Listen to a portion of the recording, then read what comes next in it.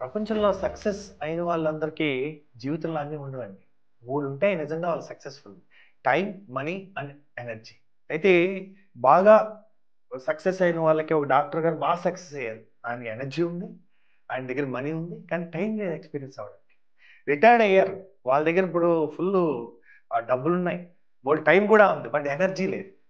So, అదే students ఉన్నారనుకోండి, unemployed ఉన్నారు. వాళ్ళ దగ్గర టైం ఉంది, ఎనర్జీ ఉంది కానీ మనీ లేదు.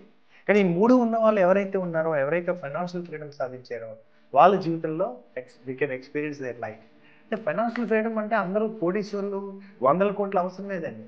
మీరు నెల నెల బిల్లు కట్టడానికి సంపాదించక్కర్లేకుండా, దాన్ని మినిమమ్ పెట్టుకొని, దానికి మినిమమ్ పాసివ్ ఇన్‌కమ్ క్రియేట్ చేసుకుంటే ఇట్స్ ఎ ఫైనాన్షియల్ ఫ్రీడమ్.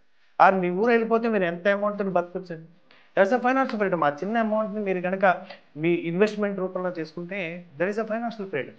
కానీ ఈవేళ చాలామంది ఇంపార్టెన్స్ ఇవ్వనిది ఏంటంటే టైం.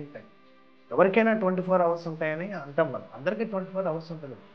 మీరు వాడుకునే టైంని బట్టి సపోజ్ రోజుకి 8 గంటలు నిద్రపోతాం. అంటే మనకి 24 అవర్స్ ఎక్కడుంది? నిద్రపోవాలి కదా!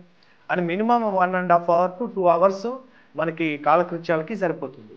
అండ్ మనం లంచ్, బ్రేక్‌ఫాస్ట్, డిన్నర్ చేయడానికి అనదర్ 2 అవర్స్ వెళ్ళిపోతుంది. ఇంక ట్రాఫిక్‌లో మినిమమ్ 2 అవర్స్ వెళ్ళిపోతుంది. ఇంక మిగిలిన టైం ఎంతండి మనకి? దాంట్లో మిగిలిన టైం ఎంత?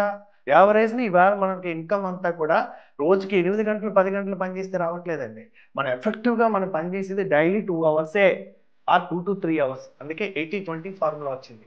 Your 80% income comes from your 20% work and your 20% income comes from your 80% work.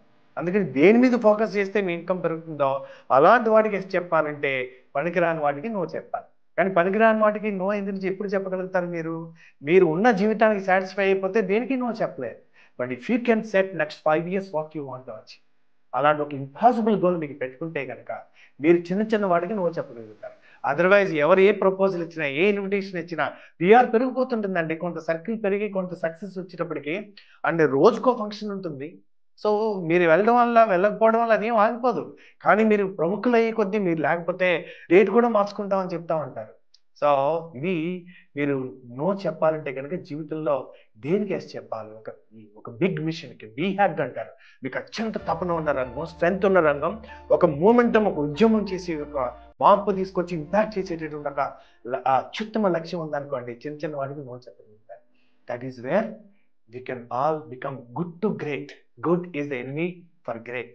So start saying no to small things and say yes to something big in your life, and you will achieve wonderful heights and live your purpose.